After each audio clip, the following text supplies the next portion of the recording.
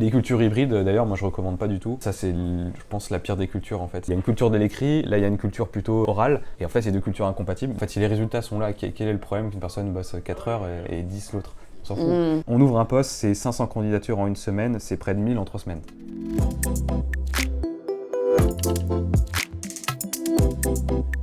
Si tu pouvais te transformer en un objet inanimé pendant une journée, lequel choisirais-tu? Waouh! Je pense que j'aimerais d'être dans un lieu où c'est inaccessible, par exemple, je sais pas, le bureau ovale de la Maison Blanche, du coup peut-être être un vase pour voir ce qui s'y passe dans une journée, comment on prend des décisions à ce niveau-là. Notre ancien directeur d'école était un chercheur spécialisé en neurobiologie. Sa thèse, qui n'a pas été publiée parce qu'en fait elle a été interdite de publication, était sur le fait d'avoir démontré que rien n'est rationnel dans la vie. Et qu'aucune décision en fait n'est rationnelle, c'est juste un ensemble de biais qu'on cumule. Et les humains, on a tellement peur d'accepter nos émotions, d'accepter qu'on est biaisé, on crée plein de frameworks pour se dire mais non, on a suivi quelque chose de rationnel. Et du coup, juste comprendre et m'assurer que en fait, les décisions ne sont pas forcément très rationnelles à tous les niveaux et notamment au plus haut, quoi. Donc Aurélien, je suis ravie de t'avoir aujourd'hui et d'échanger avec toi. Donc toi, tu es cofondateur et CPO de Strapi, donc une entreprise qui a été créée en 2016 et qui compte aujourd'hui 85 employés. Vous avez levé 50 millions et vous proposez un système de gestion de contenu web. Vous avez décidé de transiter vers un modèle de full remote en 2020, début 2020. Déjà, donc j'aimerais savoir un peu, toi, ce que tu penses du travail à distance. C'est pour moi une autre manière de travailler. C'est pas une meilleure manière de travailler, c'est juste une alternative. Tout n'est pas parfait, ça conviendrait pas à tout le monde, mais malgré tout, il y a quand même des avantages pour certains types de postes, pour certains types d'entreprises.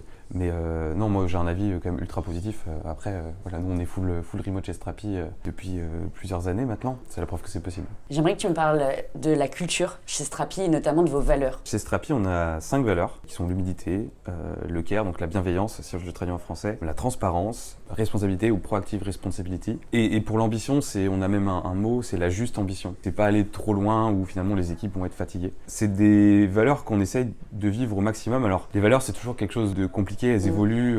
On les vivait, je dirais, parfaitement jusqu'à 50. Là, à 100, évidemment, je pense qu'on doit un peu retravailler sur certaines. Après, nous, on le fait beaucoup pendant les phases d'onboarding. Voilà, on a un mois où on s'affuse de la culture. On en parle aussi énormément durant nos entretiens de recrutement, les interviews. On a notamment un entretien exclusif dédié aux interviews, on appelle ça la Values Interview. On prend 1 heure avec chaque candidat, c'est la dernière étape où on va laisser les candidats s'exprimer sur comment ils voient le travail, qu'est-ce qui est important pour eux. Et voilà, on s'assure qu'il y a un match sur les valeurs. Pas un match autant sur le poste, mais vraiment un match sur les valeurs pour s'assurer que ça va le faire. Je pense qu'en remote, en plus, elles sont démultipliées, les valeurs. La culture de l'écrit, le fait d'être bienveillant à l'écrit, c'est prendre du temps, c'est faire des efforts supplémentaires.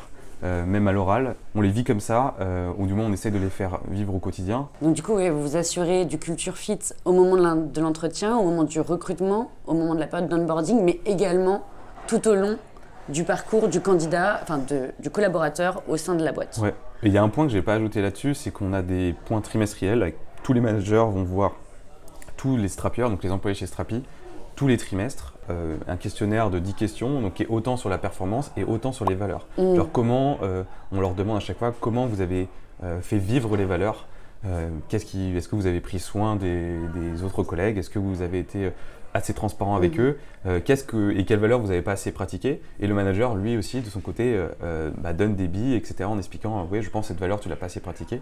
C'est vrai que moi, je regrette souvent les entreprises qui définissent des valeurs lors de séminaires et qui après, soit c'est écrit sur le mur, mais si on ne les applique pas, ça ne sert pas à grand-chose. Et comment vous les avez construites, ces valeurs ?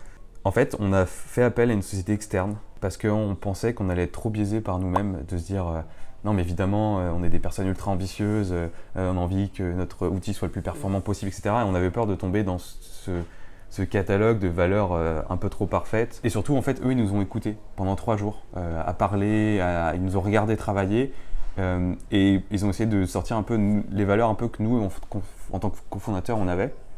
Et ce côté humilité qui ressort très souvent, le fait qu'on a vraiment envie de créer une entreprise où les gens se sentent bien, et c'est là où la bienveillance, en fait, elle est ressortie. Alors que naturellement, je pense qu'à 3, nous, on se serait dit non, mais c'est l'ambition qui est le plus important.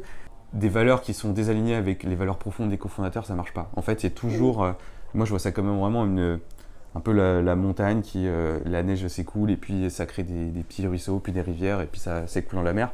C'est un peu la même chose si nous, je dirais, en haut de l'entreprise en tant que cofondateur, on n'y croit pas et on les applique pas, c'est impossible de demander aux personnes de les respecter et de les appliquer. Il faut qu'elles soient incarnées par les dirigeants pour embarquer en fait le reste des collaborateurs. Exactement. On parlera d'ailleurs des rituels un peu que vous avez mis en place, mais avant ça, j'aimerais en savoir plus sur votre politique de travail à distance. Chez Strapi, les personnes, on va meubler leur chez eux, c'est-à-dire qu'on ne va pas leur imposer des meubles, ils ont un budget de 1 000 € par an où ils peuvent acheter tout un équipement nécessaire.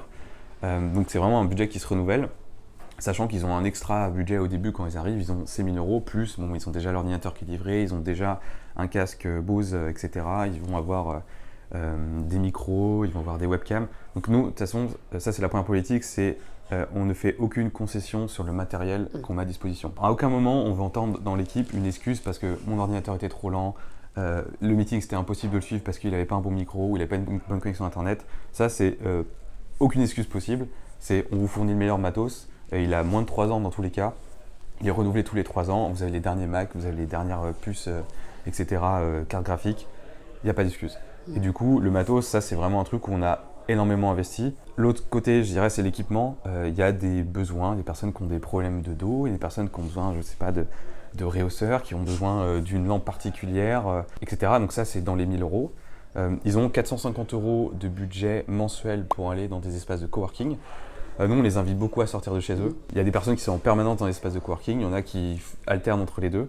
Donc voilà, ça c'est un ensemble de politiques. On met aussi beaucoup de politiques de formation. Ils ont 750 € par an en plus de tous les comptes qu'on a à disposition, notamment en France. En remote, on se rend compte que le côté mentor, quand on peut être positionné à côté de quelqu'un senior dans un bureau, la transmission elle est moins facile en remote évidemment. On ne peut pas le nier. Donc on essaie de compenser ça avec d'autres budgets où c'est de l'auto-formation à côté. Donc ça permet vraiment d'acheter, ils achètent. Ça peut être des livres, ça peut être accéder à des formations sur Udemy, sur Open Classroom, etc. D'accord. Et pour l'accès aux espaces de coworking, vous passez par quel prestataire ? On n'a pas de prestataire spécifique pour les espaces de coworking. Pourquoi ? C'est qu'en fait, on a trop de mobilité à cause du télétravail. Donc le point important, par exemple, un bon exemple, c'est Yanis, il adore faire du surf, il adore aller au ski, donc il passe 6 mois à Biarritz, il passe 6 mois à Grenoble. Bassel qui est au Liban. Donc lui déjà les espaces sont un peu moins stables, des fois malheureusement il y a des coupures d'électricité donc il est obligé de changer selon les jours. Donc voilà, on a des spécificités qui leur sont propres et puis ouais, voilà, le mood peut changer, on peut ne plus se plaire dans un espace parce qu'il y a une personne avec qui peut-être ça ne l'a pas fait, donc on les laisse libres et puis vu qu'ils bougent presque tout le temps et je pense que c'est un point sur lequel on reviendra, nous on autorise les personnes de bouger 5 mois et 30 jours par an en dehors de leur pays où ils ont leur contrat de travail.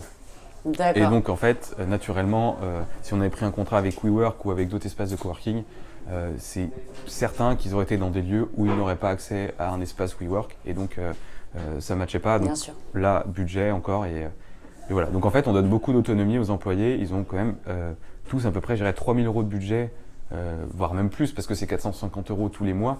Mais voilà, ils ont, je dirais, peut-être aux alentours de 7 000 € par an à dépenser et en fait ils sont libres de les dépenser comme ils souhaitent. Nous on contrôle, on valide, tout est validé par des managers, donc pour ça on utilise Spendesk pour la revue de toutes les dépenses. Voilà, ils n'ont pas de carte de crédit, donc c'est leur carte personnelle. Quand il y a des problèmes de fonds, parce que des fois il y a des dépôts dans des espaces de coworking, je prends à Paris, des fois il y a des besoins de dépôt de 1 000 €. Ça, c'est une avance qui est trop forte pour le salarié, trop importante. Dans ces cas-là, c'est nous qui payons. On met à dispo avec Spendesk une carte virtuelle ou une carte physique avec un plafond. Mais voilà, on s'adapte au cas par cas. Mais généralement, le framework global marche déjà très bien. Ok. Et toujours dans cette logique de les laisser en fait travailler d'où bon leur semble. Exactement. C'est top. Nous, pour toutes les politiques que je cite, c'est vrai que tout est formalisé dans Notion, absolument tout est écrit. Noir sur blanc, tout le monde peut les commenter s'il y a des incompréhensions aussi à des endroits. Donc c'est vraiment quelque chose qui nous paraît important. Ouais, ça permet de créer de la confiance auprès de tous les employés. Et puis nous aussi, ça nous donne en fait un cadre de référence. On dit voilà, c'est ça qui est en place, vous pouvez utiliser ces budgets. Et on est vraiment incité, et l'équipe RH incite vraiment tous les managers à ce que les employés dépensent ces budgets. Nous, ils sont prévus, ils sont là dans le business plan, il n'y a pas de souci. Et voilà, on essaie vraiment d'accompagner. Un autre point qui était aussi intéressant, c'était quand je parlais le fait on paye le mobilier chez les personnes. En fait, on a vraiment envie qu'ils se sentent bien chez eux, qu'ils n'ont pas un mobilier qui n'est pas adapté. C'est-à-dire le bureau, il est trop grand, il prend trop de place, tu as un petit appartement, tu as une petite pièce. Non, on doit s'adapter et du coup, c'est pour ça que le mobilier, nous, c'est quelque chose dans lequel on investit, et notamment beaucoup dans les chaises, sur les postures. On avait travaillé pas mal à un moment avec des personnes spécialisées là-dessus, sur l'ergonomie, et on incite beaucoup à prendre des très bonnes chaises. Donc il y a Herman Miller qui est une marque très connue, mais il y en a d'autres. Et voilà, il faut savoir qu'on passe 8 heures à 10 heures par jour dans sa chaise. Si on est mal assis, on peut vraiment perdre plusieurs années en espérance de vie. Donc nous, on fait attention à ça, s'assurer que tout le monde soit bien, voilà, et s'assurer qu'on ne se casse pas le dos au boulot, parce qu'être assis, c'est pas une posture qui est extrêmement bonne. Pareil, on incite à faire des pauses, on incite à faire des siestes. Dès qu'on se sent fatigué, en fait, on préfère des personnes productives qui se sentent bien, et voilà, on est à 100% dans le boulot, plutôt que de se dire là, je suis fatigué, si je faisais 20 minutes de sieste, je me sentirais mieux avant le meeting, ou là, je suis super mal assis, j'ai tout le temps mal au dos, et du coup, je me redresse tout le temps, je suis obligé de me lever, et du coup, voilà, on a envie qu'il n'y ait pas de distraction, et qu'en fait, soit parfaitement concentré sur le boulot. C'est un budget, je pense que c'est une vraie envie, nous, en tant que fondateurs, de s'assurer que ça fait partie de nos valeurs, c'est la bienveillance, c'est fait prendre soin des gens. Et même si voilà, les personnes qui passent chez Strapi, c'est des fois quelques années, on a envie qu'ils en gardent un bon souvenir. Et ça, je pense que c'est juste une volonté personnelle. Est-ce qu'il faut le faire en permanence? Moi, je pense que sur les postures, oui. On parle de la santé, c'est super important. Faut mieux investir, mettre 800 € de plus dans une chaise, voilà, que avoir un salarié qui a le dos bloqué et qui est arrêté pendant une semaine. En fait, au final, on y perd beaucoup plus. 800 € dans une chaise, c'est un coup, c'est one shot. La chaise, elle va durer 10 ans. En fait, si on étale sur 10 ans, c'est 80 € par an.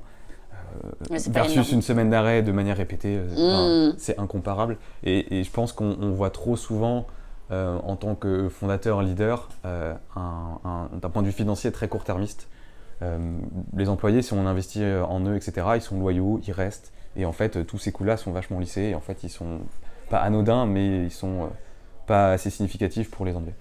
Et du coup, tu disais que donc, cette politique de travail à distance, elle est formalisée, elle est stockée sur Notion, elle est accessible à tous, à tous les collaborateurs. Est-ce qu'elle est également inscrite dans les contrats de travail? Non. Alors, il y a des parties, oui, légalement. Par exemple, le fait qu'on paye les connexions Internet. Voilà, nous, on a un budget forfaitaire, c'est 45 € pour tout le monde, tous les mois, pour Internet, électricité compris. Donc ça, oui, c'est dans le contrat. Pour la partie mobilité, c'est inscrit aussi. Il y a un lieu de travail qui est en fait la boîte aux lettres. Nous, on n'a plus de bureau, donc c'est juste une boîte aux lettres. Mais voilà, c'est quelques points légaux. Autrement, non, c'est une politique parce qu'en fait, elle peut être amenée à changer aussi. Et du coup, faire des amenants au contrat de travail à chaque fois. Puis, on a 15 pays, donc en fait, c'est un peu compliqué. Ok, d'accord. Voilà. J'aimerais rebondir sur la politique de mobilité. Tu as commencé un petit peu à en parler et j'aimerais en savoir plus. Sur la politique de mobilité, donc déjà, en France, il faut savoir que ça représente à peu près 40 personnes, ils sont sous contrat français. Donc ça, c'est un point d'un point de vue contractuel. Et puis pour tous les autres employés de Strapi, on a un partenariat avec Oyster qui nous permet finalement d'avoir développé Strapi dans 15 pays différents. On est monté jusqu'à 18, des personnes qui sont parties qu'on est redescendu à 15. Mais voilà, on travaille énormément avec eux. Malgré tout, on a quand même des trous juridiques, on manque de jurisprudence à plein de moments. Mais on a énormément échangé avec la sécurité sociale, on a beaucoup échangé aussi avec, pas l'inspection du travail, mais en tout cas le ministère qui gère tout le code du travail, etc. et aussi avec Syntec. Globalement, on se rend compte que c'est pas du tout gênant d'avoir les salariés qui partent moins de 6 mois en dehors de France. En fait, plus de 6 mois, on va avoir des problématiques qui leur sont propres, qui sont des problématiques d'imposition, de taxes. Donc ça va pas passer. Donc nous, on leur autorise à partir 5 mois et 30 jours maximum en dehors du pays où ils ont eu leur contrat. Donc c'est-à-dire que les Français ou n'importe quelle autre personne peut partir presque 6 mois ailleurs. L'année dernière, j'ai pu partir 4 mois au Cambodge. Donc c'était pour tester une nouvelle time zone pour l'équipe, voir si c'était possible de recruter quelqu'un en Asie. Alors c'était évidemment un peu compliqué, mais même aussi au niveau des parties fuseaux horaires, on n'est pas trop limitant. C'est-à-dire que quand un salarié demande de partir dans un autre pays, il y a une validation par l'équipe RH. On regarde l'aspect sécuritaire, on regarde, ça peut être s'assurer que la ville où il souhaite aller, il y a bien des espaces de coworking, il y a bien une bonne connexion internet. On va évidemment à chaque fois demander à la sécurité sociale, expliquer que voilà, va y avoir un détachement de manière temporaire, mais qu'on reste sous contrat, enfin ils le savent. Et puis c'est validé par le manager, notamment sur l'impact envers l'équipe. C'est-à-dire quelqu'un qui sort d'une time zone, les équipes sont globalement sur les mêmes time zones, donc principalement européennes. Ouais, quand quelqu'un part au Brésil, on a 5 heures de différence, enfin des fois avec l'heure d'été, l'heure d'hiver, 4 ou 5 heures. Donc ça peut varier. Donc ça, on s'assure que nous, c'est compatible avec l'agenda de l'équipe. Donc généralement jusqu'à 4 heures, il n'y a aucun problème, ça fonctionne très bien, le remote permet l'asynchrone. Quand on est sur 6 heures, plus de 4 heures, là ça va dépendre des équipes, ça va dépendre du poste, mais généralement on limite à 3 semaines maximum sur des time zones où il y a plus de 6 heures de différence avec une majorité d'équipes, parce que là on se rend compte qu'on commence à avoir des problématiques de collaboration qui sont trop impactantes et l'équipe et l'entreprise va trop y perdre, donc on préfère limiter. Mais ça permet quand même d'aller partir 3 mois en Inde ou 3 mois aux États-Unis, enfin 3 semaines pardon, sans souci. Et voilà, donc ça fonctionne plutôt bien, c'est ultra apprécié de tous. Voilà. Ouais, donc du coup, en fait, vous avez vraiment deux formules, on va dire, avec d'un côté, ce qu'on appelle du portage salarial, où la personne va avoir un contrat plutôt local dans un des 15 pays où, à l'heure actuelle, vous êtes implanté. Ouais. Ou une seconde formule qui est plus des séjours de plus court terme, soit jusqu'à 5 mois et 30 jours, où les personnes peuvent également être mobiles en Europe, voire hors Europe également. D'accord, top. Il peut même y avoir des changements de contrat. C'est-à-dire que si une personne souhaite changer de pays et que nous, on l'accepte, il y a un changement de contrat qui est effectué et du coup, un changement de salaire aussi. Nous, les salaires sont faits en fonction du pays. On va prendre la ville économique la plus importante. Donc, par exemple, en France, ce sera Paris. En Italie, ce sera Milan, en Allemagne, ce sera Berlin, et du coup, le salaire est le même dans tout le pays. Et du coup, voilà, si une personne qui veut bouger d'Allemagne, c'est arrivé plein de fois d'Allemagne en France, c'est possible. Après, c'est à nous de l'accepter ou pas. Évidemment, selon les pays, quelqu'un qui part de France, qui va aller aux États-Unis, il y a une explosion du salaire. Potentiellement, nous, on ne va pas suivre. On dit, malheureusement, là, c'est une fin de collaboration. Mais dans 80% des cas, on arrive à suivre et on souhaite garder la personne, donc on fait l'effort. Parfois, il y a même souvent des réductions de salaire. On a en ce moment même une personne qu'on a recrutée en Grande-Bretagne pour 3 mois et après, elle va retourner en Italie. Donc, elle va avoir une perte de salaire. Mais on est transparent, elle le sait depuis le début. Et puis, elle adore la possibilité de mobilité et que voilà, elle va y gagner au change quand même. Donc voilà. Oui, c'est indexé en fait sur le coût de la vie locale. Ouais, on fait des benchmarks. Là, c'est pour ça qu'on a une équipe people assez grande. C'est vrai que je ne l'ai pas mentionné. Chez Strapi, il y a 5 RH. Donc c'est quand même un pôle important, plus 3 personnes en finance et légal pour s'occuper de toute cette couche-là. Donc c'est 8 personnes, c'est quand même coûteux. C'est là où le télétravail, je pense qu'il ne faut pas le voir comme une réduction des coûts. Nous, par rapport à toutes les politiques qu'on a en place, on n'a pas réduit les coûts, on les a presque un peu augmentés. Pour un gain de productivité qu'on voit aussi, mais voilà, il ne faut pas l'imaginer, il n'y a plus de locaux, donc en fait on fait de l'économie. Non, si on fait bien le télétravail, c'est presque plus cher. Mais voilà, du coup c'est quand même 8 personnes pour mettre en place ces benchmarks. Donc les benchmarks, on les met à jour tous les 6 mois, parce qu'en fait on fait des revues de salaire tous les 6 mois, du moins la discussion sur le salaire a lieu tous les 6 mois. Et on a des grilles de salaire dans toutes les équipes, sur tous les postes et par pays. Donc c'est un énorme travail, des grilles de salaire, on a dépassé largement la centaine chez Strapi. Parce que voilà, je prends un poste au product, je crois qu'on est dans 4 pays différents, donc j'ai 4 grilles de salaire avec 10 niveaux et en fonction du niveau, ils ont un salaire différent. Et je voulais aussi qu'on parle de ton organisation, pas de ton organisation à toi, mais de l'organisation de Strapi et en savoir un peu plus sur les rituels. Tu as commencé un peu à en parler au début de notre échange. Oui. Et comment vous vous organisez au quotidien entre équipes chez Strapi? Ouais. Donc on a un séminaire par an qui va avoir lieu dans 2 semaines, qui est un séminaire physique où on fait venir absolument tout le monde, donc des 15 pays différents. Le séminaire, c'est vraiment le moment où on se retrouve. Un par an, on est vraiment au minimum. Je ne sais pas si je le recommanderais. Nous, on est en train de revoir un peu cette politique, de voir si on ne va pas en faire un gros par an où il y a tout le monde, et après, par équipe, en organiser un 2e au moins, voire un 3e dans l'année. Alors c'est un budget, mais en fait, on trouve qu'on a une perte de cohésion de ne pas se voir assez souvent. Donc on aimerait la compenser par des micro-séminaires. Au niveau de la boîte, ensuite, on va avoir ce qu'on appelle des kick-offs tous les trimestres. Tous les lundis soirs à 18h ou à 9h pour les États-Unis du matin, on se retrouve pour faire le meeting avec l'ensemble de l'équipe. On va parler de toutes les updates de la semaine. Il se passe tellement de choses dans une semaine que on fait un meeting d'une demi-heure où chaque personne d'un département va présenter des apprentissages, quels sont les points importants de la semaine, ou des initiatives qui méritent d'être montrées à toute l'équipe. Et puis, on a des politiques sur tous les meetings sont recordés. Il n'y a aucun meeting qui n'est pas enregistré. C'est de manière automatique. Tout est transcript, donc on a un transcript dispo à chaque fois. Toutes les notes de meeting sont accessibles à tous et tout le temps.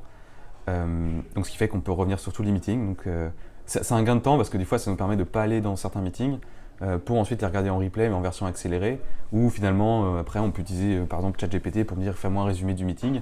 Un truc qu'on essaie de faire en ce moment, c'est un peu le too long don't read, où on résume tout en haut des notes le meeting. C'est-à-dire qu'on met les 5 points importants pour éviter de se regarder et lire toute la note, vraiment pour accélérer toujours cette méthode-là.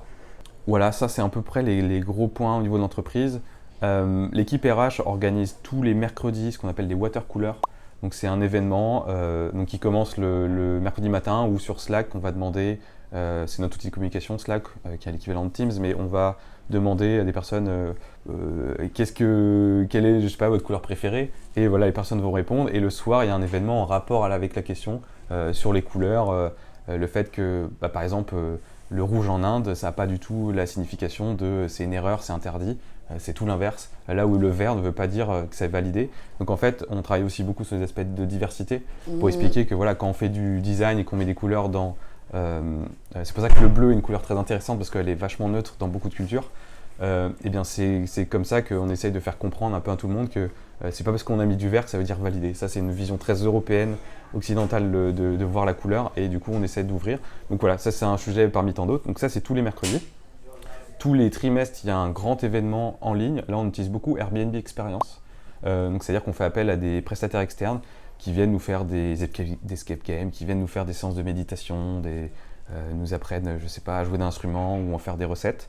Et puis, on a des personnes qui adorent aussi cuisiner en interne. Donc, on organise en plus en interne des personnes qui vont faire un peu des top chefs, des petites sessions avec l'équipe. Donc ça, voilà, ça a lieu tous les trimestres. Donc ça, c'est juste l'entreprise en elle-même. Et j'ai oublié un autre rituel qu'on a, ce qu'on appelle les donuts. Donc ça, c'est toutes les semaines, on est mis en relation avec une personne aléatoire et on a un meeting de 30 minutes pour se rencontrer et parler de tout et n'importe quoi. Est-ce que tu peux me parler un peu des caractéristiques de vos collaborateurs en termes de moyenne d'âge et autres? C'est la moyenne d'âge. Nous, les fondateurs, on est quasiment dans les 10 personnes les plus jeunes de la boîte. On a beaucoup de personnes. Le télétravail marche extrêmement bien, je dirais, pour des personnes qui viennent de fonder une famille ou qui ont des projets de rénovation de maison, etc. La moyenne d'âge de Strapi, il me semble qu'on est plus proche des 34 ans, là en ce moment 35. Que voilà, on pourrait avoir dans des startups où c'est plutôt 28 ans. Nous, c'est un peu plus âgé. Alors aussi, on a beaucoup voulu senioriser parce que nous, en tant que cofondateur, c'est notre première entreprise. Et voilà, on souhaitait avoir des personnes qui avaient de l'expérience autour de nous. Le télétravail sur les parties juniors, c'est un peu plus compliqué. Donc, au niveau de GitLab, par exemple, ils ont leur handbook qui est public. Chez GitLab, par exemple, ils n'ont pas de juniors en fait, parce que se rendre compte, c'est très dur à mentorer. Nous, on en prend, on en a, mais pas énormément. Je pense que c'est quelque chose qu'il faut prendre en compte. Si vous avez que des personnes qui débutent leur carrière professionnelle dans une entreprise entièrement en télétravail, c'est compliqué. Comme je disais, la relation de mentor, le fait que la personne ne soit pas assise à côté de l'autre, forcément on a des pertes. Et puis en fait, ça demande une rigueur. C'est-à-dire que les personnes les plus jeunes, nous je le vois, on a tendance à voir le télétravail comme c'est cool, je vais pouvoir partir dans une maison en vacances avec mes copains, et en fait ils vont perdre la rigueur au boulot. Et ça, les managers vont leur tomber dessus. C'est-à-dire qu'en fait, non, c'était pour être un professionnel jusqu'au bout. Là, tu allais dans Airbnb où il n'y a pas de bonne connexion Internet, tu es perdu dans la campagne. Là, tu n'es pas en capacité de travailler. Tu poses des jours de congé ou c'est non payé. Et en fait, on est extrêmement clair là-dessus. Vous devez être professionnel jusqu'au bout, vous assurez que là où vous allez travailler, vous devez vous assurer que vous allez dans un environnement calme où vous pouvez avoir des meetings. Donc, c'est-à-dire que nous, dans le train, si vous avez des meetings, le train, ce n'est pas un lieu de travail. Par contre, si vous n'avez pas de meeting ce matin-là et que vous avez tout planifié et prévenu votre équipe, vous pouvez travailler dans le train. Et c'est la seule exception qu'on a. Par contre, dans un aéroport, ce n'est pas un lieu de travail. Et du coup, on leur demande juste, et c'est très clair dans les règles, d'être professionnels. Donc ça, au niveau des personnes qui démarrent leur carrière, c'est plus dur à faire comprendre. Là où des personnes plus seniors qui ont connu, je pense, à l'avant full remote, eux comprennent très bien que là, il y a énormément d'avantages et qu'ils ont plutôt intérêt à garder ce lien de confiance. Nous, le lien de confiance, s'il est brisé une fois, c'est un avertissement oral, deuxième c'est blâme, troisième c'est dehors. On est extrêmement clair, on donne énormément, on le sait, par contre derrière tu joues le jeu. Ok, ouais, il y a beaucoup d'autonomie, mais derrière, autonomie va de pair avec responsabilisation. Exactement. Ok. Et comment vous assurez de l'aptitude du coup des candidats à travailler à distance? Là-dessus, on a dans le process, dans quasiment tous les entretiens, mais surtout les 2 premiers du process recrutement, on va parler du télétravail. Donc déjà, on leur demandait s'ils l'ont déjà fait. C'est évident, mais on leur demande. Et après, on va leur poser des questions spécifiques. C'est-à-dire qu'on va leur demander est-ce que vous l'avez déjà fait, ou vous étiez en fait 5 jours par semaine sur une année complète en télétravail. Est-ce qu'il y avait des bureaux dans l'endroit où vous étiez, c'est-à-dire que vous pouvez aller voir des collègues, etc. Est-ce que vous étiez dans l'espace de coworking avec d'autres collègues? Déjà, ça nous permet de cibler. Et après, on va leur demander, sans rentrer dans la vie perso, mais on leur demande, malheureusement, est-ce que vous vivez seul? Est-ce que vous avez des animaux de compagnie? Est-ce que vous faites du sport à côté? Est-ce que vous avez des activités extra-professionnelles? En fait, le but, c'est de s'assurer que le travail n'est pas l'unique activité, qu'ils ne restent pas chez eux en permanence et qu'ils aient une vie sociale, qu'ils fassent 2 choses à côté, parce qu'on se rend compte que sinon, le travail, le remote, en fait, on a vu que le remote, c'est le travail chez soi, pour beaucoup, parce que tout le monde n'est pas en espace de coworking. C'est comme ça que ça devient malsain, la relation au travail. C'est comme ça qu'on travaille trop et qu'on va sur un burn-out. Et nous, en fait, ça ne nous intéresse pas d'avoir un employé qui va burn-out en 9 mois parce qu'en fait, il n'était pas prêt au télétravail. Et on n'est pas là à leur vendre le télétravail comme quelque chose comme un miracle. On leur dit, c'est une autre façon de travailler. Par contre, ça demande énormément de rigueur. Donc, si tu n'es pas rigoureux, toi, avec toi-même, attention. Fais en sorte de garder un rythme sain, de ne pas manger à 16 heures, etc. Enfin, voilà, lève-toi à une bonne heure, etc. Parce qu'ils sont flexibles sur leurs horaires de travail, on ne leur oblige à rien. Et nous, on regarde juste le résultat. Hein, c'est-à-dire que s'ils font 10 heures un jour et 4 heures l'autre jour, nous, ça s'en fout tant que le résultat est là, c'est intéressant. Okay. Donc ouais, on va beaucoup les questionner sur leur façon de travailler, sur leur rigueur personnelle et sur leur vie extra-professionnelle en fait. Ouais, la richesse de leurs relations sociales en fait, dans leur vie perso également, quoi. Et les soft skills.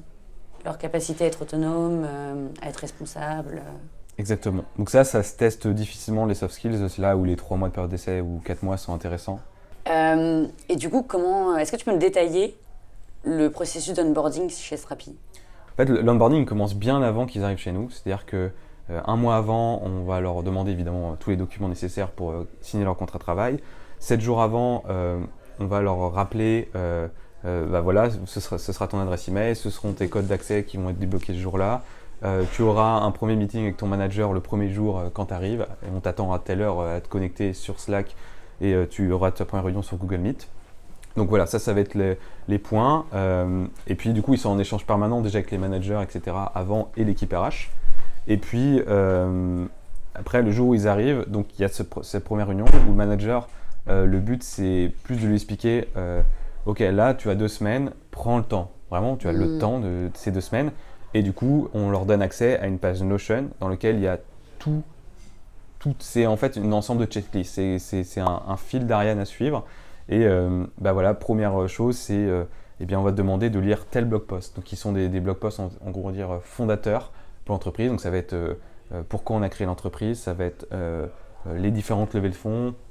Après, on va avoir un entretien avec Pierre, le CEO, qui va présenter la vision d'entreprise, la stratégie de l'année.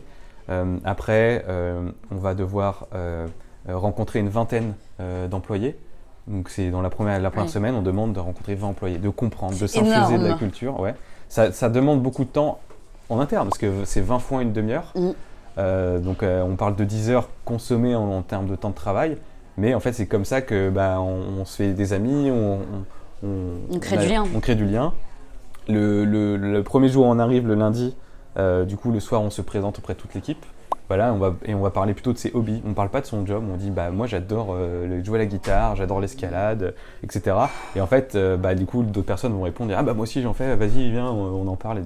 Et on essaie plutôt de créer du lien la première semaine, tout en leur faisant lire beaucoup d'informations. Donc, par exemple, toutes les politiques people doivent être lues, RH. Et on leur explique comment fonctionne le Notion. Toutes les notes sont transparentes. Voilà comment on les écrit. Voilà les templates qu'on a.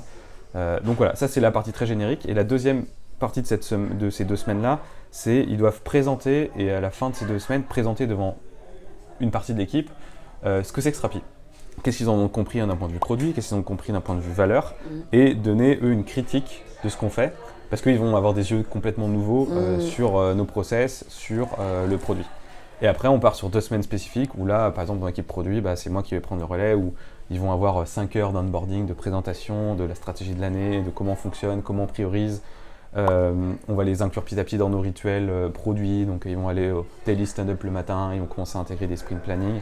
On leur présente les outils, et puis on leur laisse le temps en fait, de comprendre dans quel univers ils vont évoluer. Et à la fin du premier mois, là, les managers aussi ont fait leur travail, donc on a défini un plan de 90 jours. C'est-à-dire quand ils arrivent, on leur dit voilà, tu as 90 jours pour faire ton onboarding, qui est en gros ta période d'essai, voilà ce que j'attends de toi. Donc les expectations sont très claires. Ils ont tous les rituels où ils sont bien invités dans les bons rituels. Ils ont leurs points réguliers avec les managers. Donc ils ont des objectifs qui leur sont clairs. Et à la fin du premier mois, là on attend qu'ils soient productifs. Là on dit maintenant c'est bon, tu viens de border, tu comprends comment on fonctionne et tu y vas. En termes de management, comment vous managez les équipes à distance ? Là c'est vrai, c'est une adaptation. Je pense que le management, il faut totalement revoir sa copie par rapport à une société où on est au bureau. Nous, c'est très clair qu'on ne flique pas les salariés, on n'a pas de logiciel où on sait combien d'heures ils passent, si la souris elle a bougé, etc. Il n'y a aucun micromanagement. Et je pense que si on fait du micromanagement en remote, ça peut juste ne pas marcher.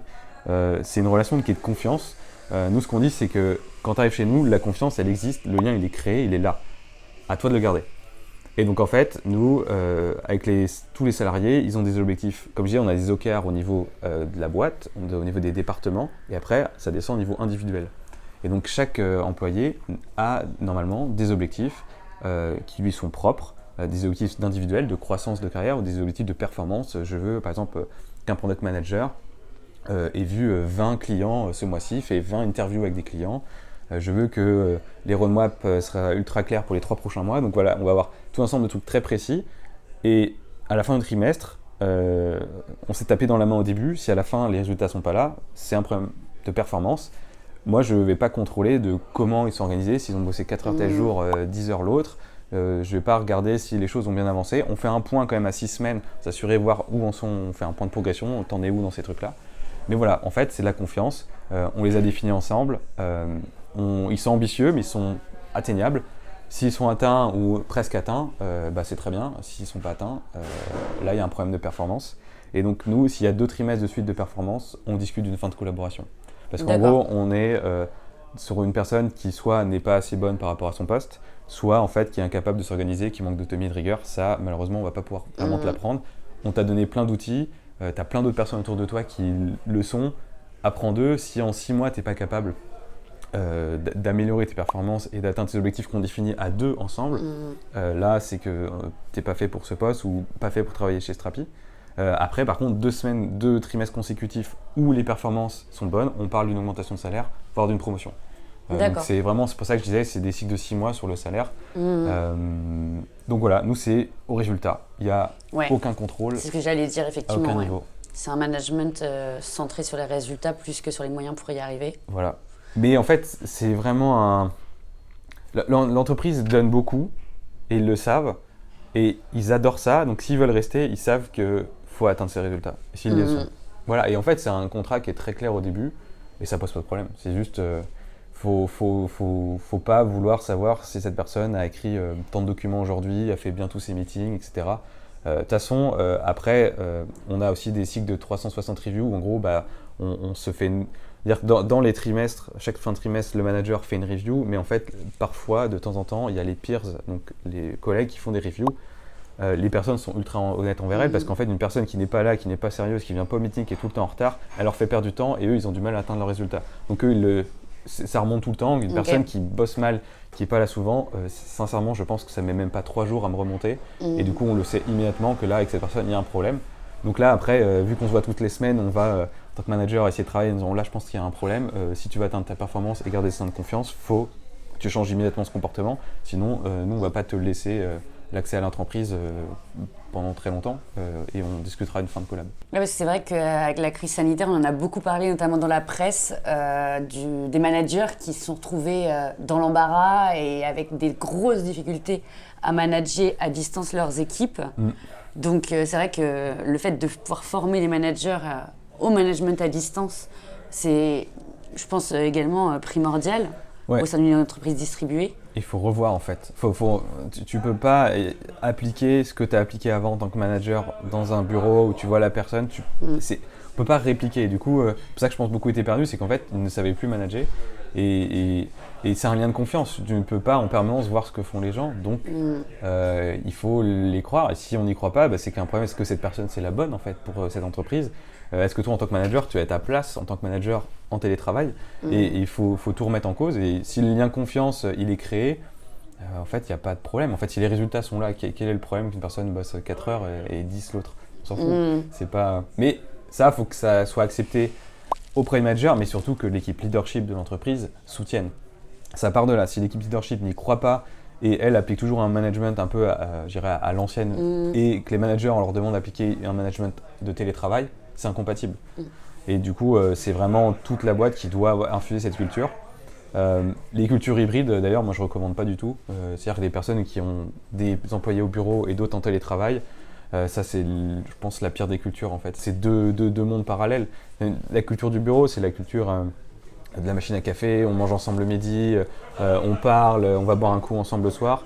Il y a plein d'infos, ça c'est super, je pense qu'on va beaucoup vite d'un point de vue collectif. On va moins vite d'un côté individuel, enfin on est plus sollicité. Là où en télétravail, c'est l'individu qui prime, qui prend le dessus, c'est ah là il faut que j'aille chez le docteur, ah là c'est j'ai ma machine à laver, mais j'ai mes résultats et je vais le faire et je vais organiser mon travail comme je veux. Par contre collectivement c'est plus dur de se parler. Et du coup il y a une culture de l'écrit, là il y a une culture plutôt orale. Et en fait c'est deux cultures incompatibles. Nous on l'a fait, on l'a pas fait très longtemps, quoi. C'est vraiment pas possible. Et pourtant, on avait mis en place des politiques très, très fortes, c'est-à-dire que les personnes qui étaient au bureau ne devaient pas, par exemple, être tous dans la même salle de réunion avec un seul ordinateur, une webcam, un micro. C'était interdit. C'était chacun son ordi, chacun son cache, chacun son micro. Tout le monde se remet dans les conditions du télétravail au bureau. Et ça, c'était obligatoire. Mais comme le fait qu'on était obligé de parler en anglais au bureau parce qu'il y a des personnes qui étaient non francophones, plein de choses comme ça, même ça suffit pas. Donc voilà, je recommande pas pour ceux qui font de l'hybride, soit on a des personnes entièrement en télétravail et il y a les process qui sont adaptés, soit c'est une culture du bureau, mais alors des gens qui sont 4 jours au bureau et d'autres qui sont 4 jours en télétravail dans la même entreprise sur des projets similaires, j'y crois pas. Peut-être si c'est des entités différentes, oui, mais ça c'est quand on discute avec d'autres entreprises, c'est vraiment des points qui sortent vite, quoi. Comme vision.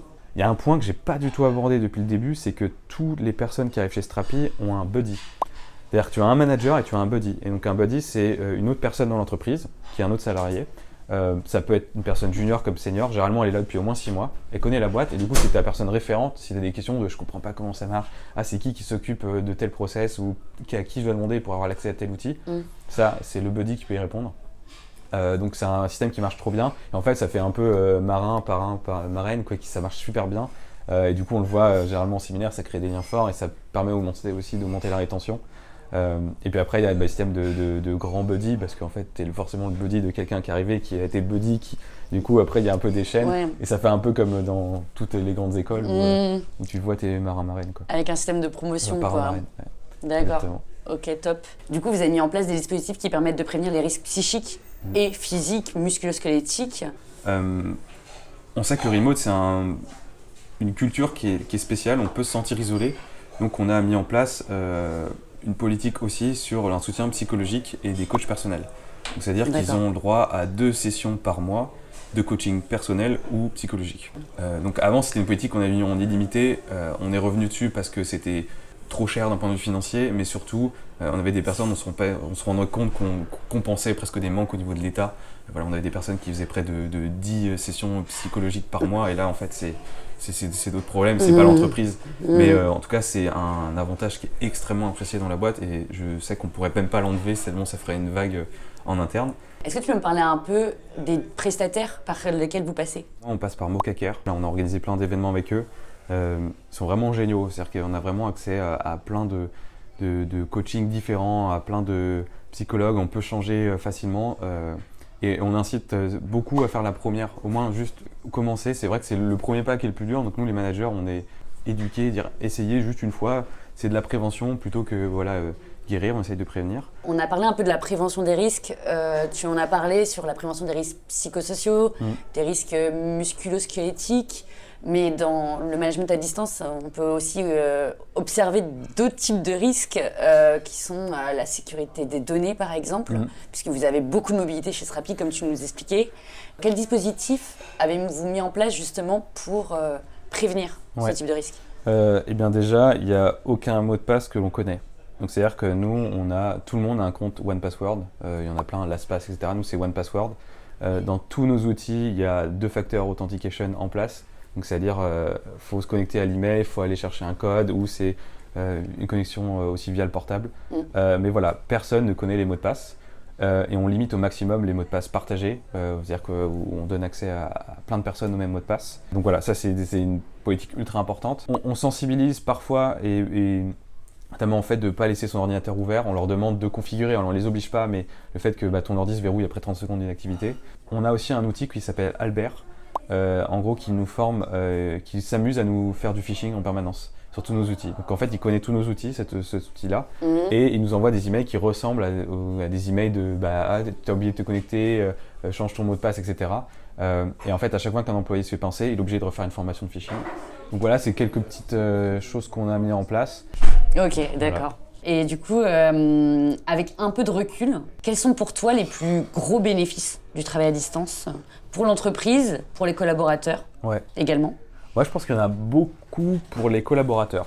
En réalité, c'est beaucoup de la flexibilité qui est offerte, c'est beaucoup d'autonomie. C'est aussi plus de responsabilité qui vient avec. D'autres personnes peuvent être absentes, pas disponibles, elles ne sont pas comme si elles étaient à côté de toi au bureau. Donc, moi, je vois énormément de gains là-dessus. Je vois un gain en productivité individuelle, comme je disais, pour les personnes qui ont des postes plutôt opérationnels. Ça, c'est les gros gains. J'y vois une plus de loyauté à les personnes vraiment qui viennent pour le télétravail. C'est-à-dire qu'ils ne viennent pas pour la mission d'entreprise et qui viennent chercher cette partie-là. Vu que nous, on a beaucoup d'avantages, elles restent aussi pour ça, quoi. Et voilà, moi, je dirais c'est les gros bénéfices. Il n'y a pas de bénéfice financier. Nous, c'est plutôt l'inverse. On paye plus cher notre politique remote qu'avant. Je pense qu'on l'a fait aussi extrêmement bien dans une partie extrême, en restant quand même assez humble, mais je pense qu'on a beaucoup de choses en place pour que les collaborateurs se sentent bien. Évidemment, si on ne met pas les sessions de coaching, si on ne met pas autant de budget sur l'équipement, sur l'ergonomie, etc., évidemment, là, on va trouver un autre avantage qui est celui qui est financier. Oui, ça coûte moins cher. Après, attention, ça coûte moins cher si on reste dans 1 ou 2 pays.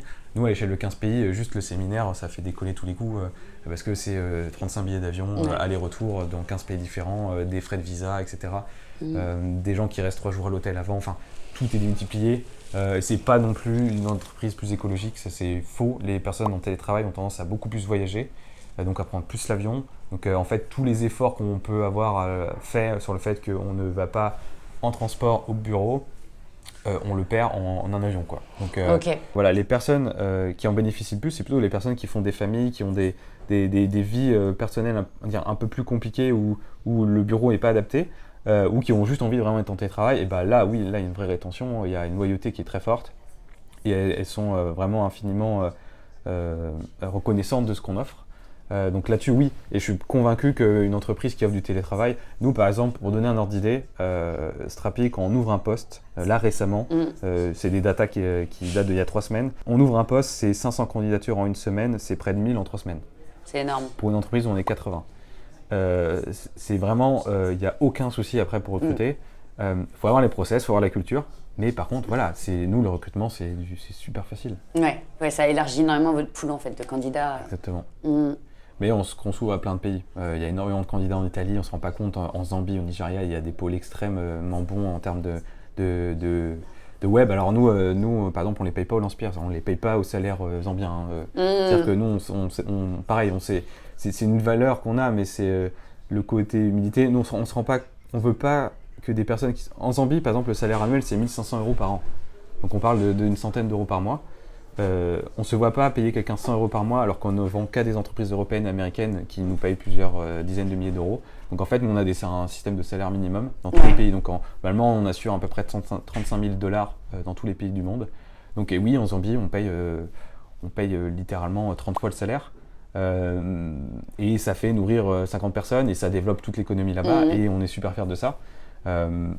Voilà, ça c'est une approche. Après, c'est vrai que c'est aussi ça a ses limites, puisque comme tu parlais de l'écologie qui est une des limites du travail à distance, une des autres limites dont on parle énormément d'ailleurs à l'heure actuelle, c'est les délocalisations, notamment aux États-Unis. T'en penses quoi ?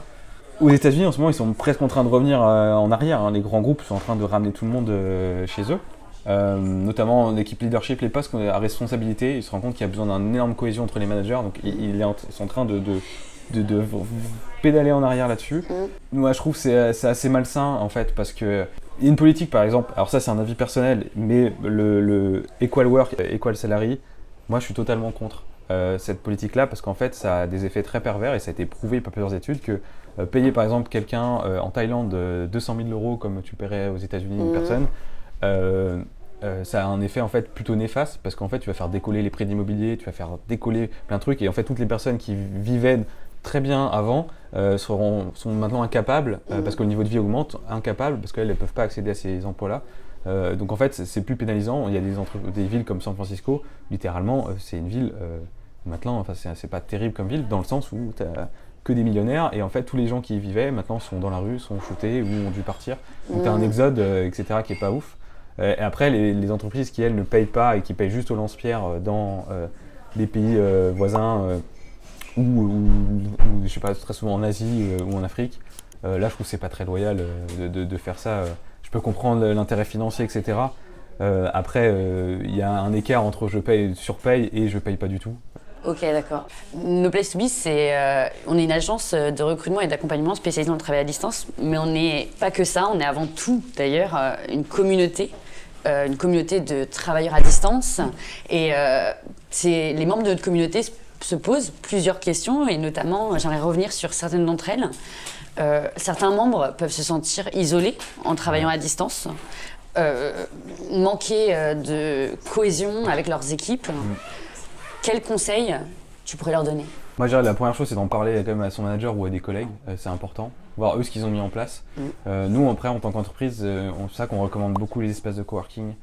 On recommande beaucoup d'aller faire des marches, d'avoir des activités extra-professionnelles, de faire du sport, de faire des ateliers, je sais pas, de poterie, n'importe quoi. C'est vraiment important, et c'est important de savoir s'arrêter à une heure, se donner des règles, même sur le rythme de vie. C'est-à-dire que les entreprises de télétravail, je pense, offrent beaucoup plus de flexibilité sur les horaires.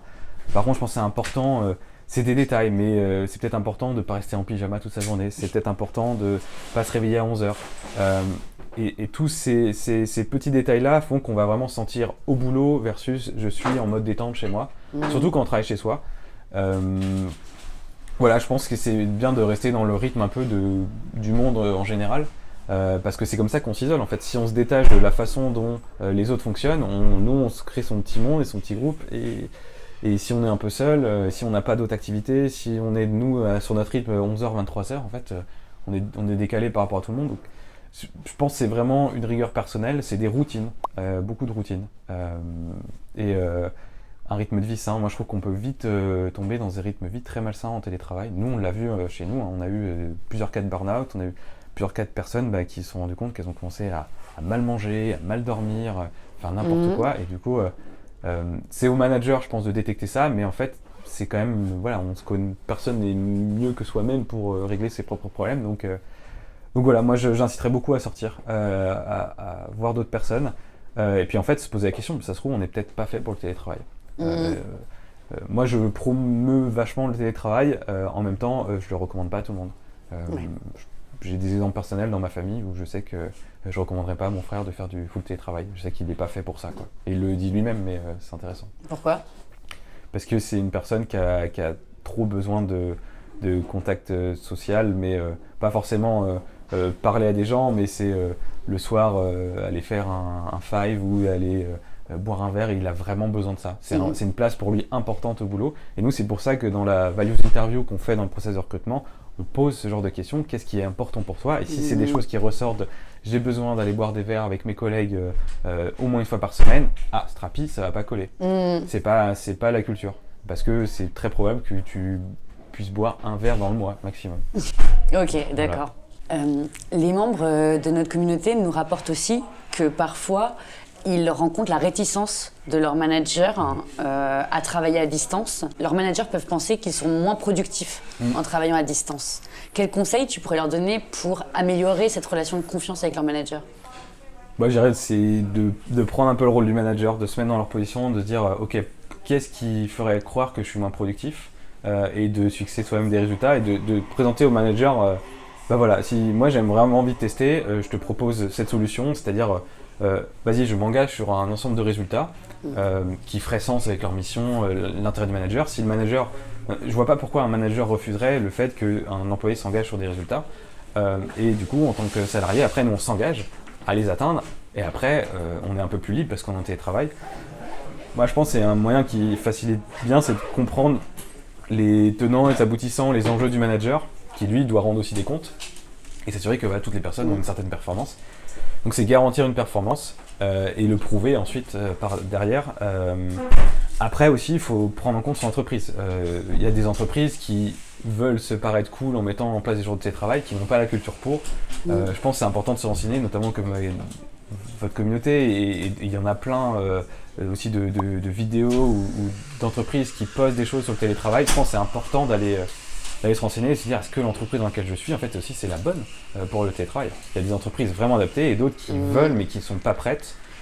Et comme je disais, ça vient aussi, vous n'entendez pas un discours de votre CEO ou des directeurs de votre département qui ne promeut pas le télétravail et que vous souhaitez en faire, ça va être compliqué. Le manager peut être un bouclier entre vous deux qui vous protège, mais à un moment vous allez forcément avoir un plafond vert où le manager peut changer. Enfin, ouais, je ferai attention. Donc moi, je challengerai, je proposerai de montrer qu'on peut être performant en proposant de s'engager sur des résultats, ou sinon de s'assurer que l'entreprise c'est la bonne, quoi. Ok. Et d'ailleurs, du coup, tu parlais d'entreprises qui souhaitent transiter aussi vers le travail à distance. Elles sont nombreuses à l'heure actuelle, puisqu'elles ont vu effectivement tous les bénéfices de ce mode de travail. Quels conseils tu donnerais à ces entreprises qui souhaitent adopter le modèle full remote ou à minima remote first? Ouais. Bien aller se renseigner sur les pratiques, casser les biais, casser les mythes. Donc il faut vraiment aller parler, je dirais, à d'autres entreprises. Et faut vraiment infuser la culture. C'est-à-dire si là la personne qui souhaite infuser cette culture, c'est juste la DRH, c'est pas possible. Il faut que les cofondateurs, il faut que les autres membres du leadership, du COMEX soient vraiment pour cette décision-là. Ça doit venir du haut et ça doit être diffusé à tous les niveaux. Il faut vraiment remettre à plat le management, c'est-à-dire repenser, c'est-à-dire qu'il faut arrêter de micro-manager, il faut arrêter de parler de tâches d'opérationnel à chaque fois. C'est plus ces sujets-là qui doivent importer. Il faut plutôt créer des relations directes et honnêtes envers les salariés. Moi, ça m'est arrivé, par exemple, là, il y avait des grèves pour les retraites, des salariés qui m'ont dit Aurélien, j'ai pas envie de poser une journée, mais pourtant je soutiens la réforme et j'ai envie d'aller faire grève. J'ai dit, vas-y. Bon, vas-y, pas de souci, tu es libre et tu es flexible, on est flexible dans le travail. La vie perso a le droit de prendre un peu le dessus. Par contre, tu t'es engagé sur des résultats. Et moi, je leur rappelle, pas de souci, tu fais ce que tu veux. Par contre, oublie pas tes résultats, tu dois les atteindre. Et en même temps, savoir leur dire non à des moments, dire ah non, finalement, là, c'est peut-être pas une bonne idée parce que tu es déjà en retard sur tes résultats. Le week-end, tu sais très bien que tu n'as pas le droit de travailler et on ne veut pas que tu travailles. Et je veux pas que tu finisses à 22h tous les soirs. Donc là, en fait, en tant que manager, je pense que tu n'as pas le temps et une organisation qui est assez bonne pour t'en sortir dans tes résultats. Donc, tu l'interviens. Mais en fait, voilà, il faut repenser le management, c'est un dialogue, c'est une discussion. Il faut aussi peut-être, et c'est là que la transition est compliquée, c'est qu'il va falloir beaucoup former et responsabiliser les personnes. Il y a des personnes qui sont incapables de prendre des responsabilités, des personnes qui sont incapables d'être rigoureuses avec elles-mêmes, donc qui ont vraiment besoin d'être micromanagées. Ces personnes-là, si vous passez en full remote, il va peut-être falloir penser à soit vous pensez qu'elles ont le potentiel de grandir et de changer, soit malheureusement ces personnes sur lesquelles il faudra se séparer et remplacer par des personnes qui sont plus compatibles avec ce mode de travail. Et il y a une dernière question là qui me vient à l'esprit. La transition d'un modèle, on va dire, office first à un modèle remote first ou full remote, pour toi, c'est combien de mois? Ça se compte en années? Ouais, je pense qu'on est plus en année.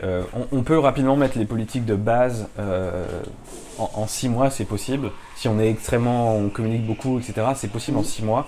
Par contre, pour vraiment, voilà, nous, quand je l'expliquais tout à l'heure, les politiques de salaire par pays, Les enjeux juridiques. les enjeux juridiques, l'organisation, la formation des managers, s'assurer que en fait, cette personne n'était pas bien, faut qu'on se sépare et puis qu'on trouve une autre personne. Au global, on est plutôt sur un process qui a 18 mois, quoi. Certainement 1 an et demi, 2 ans.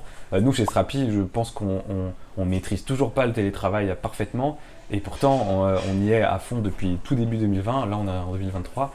On n'est toujours pas, je dirais, parfait ou un niveau... on est certainement à un niveau confortable, acceptable. Mais on peut encore mieux faire, et ça nous a pris du temps. Et la première année était vraiment imparfaite. Il nous manquait plein d'outils de communication, on n'avait pas les donuts, on n'avait pas toutes ces politiques de formation, de coworking. C'est venu après, voilà, on a compensé des manquements, des problèmes par ces politiques. Puis l'écosystème était beaucoup moins développé aussi en 2020. Ouais. Chez Strapi, vous avez mis en place beaucoup de pratiques pour favoriser le travail à distance. Et ce que j'aimerais savoir également, c'est quels modèles vous ont inspiré? Il y en a un qui nous a beaucoup inspiré, c'est GitLab. Donc GitLab, qui est une société aussi open source comme nous, qui développe un logiciel où ils sont, je crois, maintenant 4000 répartis dans le monde. C'est une boîte qui est cotée en bourse. Et ils ont ce handbook où tout est public, on peut tout lire, surtout toutes les stratégies de pricing, mais aussi voilà, télétravail, RH sont publics. Donc on s'en est beaucoup inspiré. Nous aussi, on a un handbook maintenant qui est public où on explique nos pratiques. Après en interne, voilà, on est aussi naturellement passionné par le sujet, donc on s'est inspiré les uns les autres. On a notre DRH, Fanny Legallou, qui discute beaucoup avec d'autres RH sur ces sujets-là, notamment juridiques, légaux, salaire, etc. Donc ça, c'est des points. Puis après, c'est des choix. Il y a peu d'entreprises qui sont allées si loin à notre taille sur ces sujets-là. Donc on s'est un peu retrouvé quand même des fois seuls. On a beaucoup discuté avec des entreprises comme Slide, qui fait aussi du full remote en Europe. L'Europe, c'est un terrain de jeu qui est plus simple, voilà, les lois sont assez similaires. Ça devient vraiment compliqué les aspects légaux quand on sort, et du coup là on s'est retrouvé un peu seul. Donc là, nous c'est livré à nous-mêmes avec nos avocats. Strapi, on bosse avec je crois 5 cabinets d'avocats, et même avec Oyster, notre partenaire sur la partie contractuelle et légale. Voilà, on leur pose des questions où il y a peu de personnes qui leur posent ces questions-là, quoi. Ok, d'accord, top. Et pour terminer, je te demanderais juste de tirer une dernière carte et de répondre à la question. Allez, je tirerai au milieu. Quand tu étais jeune, enfant, ado, quel métier tu voulais faire? Moi, je suis passé par 2 phases. Je pense qu'avant mes 15 ans, je voulais être éboueur, juste pour le kiff d'être à l'arrière là, sur la petite plateforme et de pouvoir tendre la tête en étant en extérieur. Même si c'est un métier qui est extrêmement difficile, etc. Et après, non, j'ai beaucoup une envie d'être conducteur de travaux, donc vraiment dans les métiers du bâtiment. J'ai même fait des stages dans ce secteur-là. Et étonnamment, je voulais faire ces métiers-là parce que je trouvais que c'était des métiers vachement plus d'avenir où il y aurait toujours de l'emploi. Là où à l'époque, moi j'ai commencé à développer, j'avais 13 ans. Et le développeur à l'époque, donc c'était plutôt au début des années 2000, les développeurs étaient vus comme les ouvriers du numérique, quoi. Alors qu'aujourd'hui, c'est un peu des rockstars. Et c'est à partir du moment où j'ai vu que ça a shifté, dire les développeurs c'est devenu cool, que je dis en fait ce métier que je fais depuis quand même 13 ans, enfin de l'âge de 13 ans, ça peut être cool de le faire. Et c'est là que finalement après est venue l'envie de développer une entreprise. Mais ouais. Et puis l'entrepreneuriat en fait a toujours été là, mais je le savais pas. Mais du coup, j'ai jamais été fixé comme idée conducteur de travaux. Mais du coup, à 13 ans, tu réfléchissais à la sécurité de l'emploi? Non, mais c'est que le fait de savoir programmer, j'ai réussi à rapidement obtenir des contrats et même à gagner plus d'argent que mes parents à l'époque, alors que j'étais collège-lycée. Okay. Et donc c'est oui que ça s'est fait comme ça. Et du coup, ouais, mais il y a beaucoup d'histoires de Strapi qui vient aussi de mon parcours personnel vis-à-vis de nos concurrents. J'ai beaucoup utilisé un logiciel qui s'appelle WordPress, qui est super connu, et voilà, je l'ai vraiment beaucoup utilisé quand j'étais freelance. Et en fait, je me suis rendu compte que je faisais de l'entrepreneuriat, je développais déjà des produits que je revendais, et c'est inné, quoi. Ouais, en fait, c'était un truc que tu as toujours voulu faire.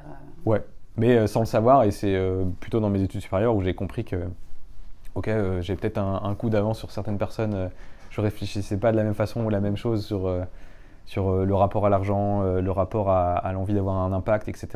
Et Strapi, c'est vraiment aujourd'hui, c'est la seule entreprise c'est la deuxième que j'ai montée, mais en même temps avec Jim et Pierre. Mais C'est une entreprise où voilà, on arrive à impacter des millions de personnes, on arrive à faire un produit technique pile au poste où j'avais envie d'être et du coup c'est vraiment l'éclate. Ok, top. Génial. Et écoute la fin. Il fallait juste dire merci. Ouais, merci beaucoup. Ah ouais, ça va couper un peu. Ah oui, j'avoue. Bah, merci pour tout en tout cas pour cet échange et c'était un grand plaisir. Bah, pour moi aussi, c'était super cool. Merci beaucoup pour l'invitation. Merci.